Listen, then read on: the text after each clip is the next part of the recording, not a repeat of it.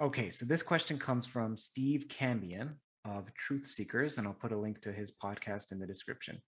Given the debate about your involvement with ATIP and your actual role, would you be able to prove your leadership role by releasing tax forms? In short, could you simply release your tax forms to prove your employment, leadership role, and your salary for those years? Yeah, of course I could, but tax forms just tell you were working at a particular office. That's all it does.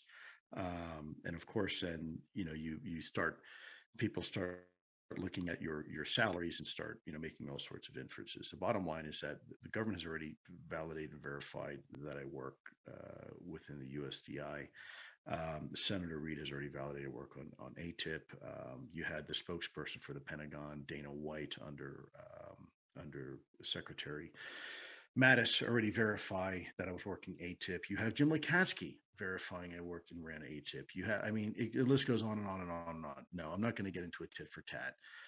If you don't want to, I mean, that I'm the world's greatest clairvoyant because everything I've talked about has come to fruition, to include the release of the videos that are on the 1910 with my signature on it. Well, both are remarkable. I mean, at this point, if people still question that, then I don't know what to tell you. You know, go get a Right. hobby. No, I'm Okay. not. I'm not going to sit here at this point in time.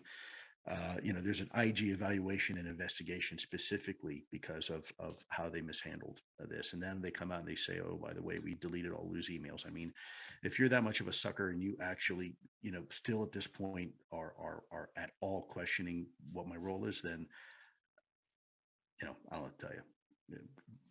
Sorry.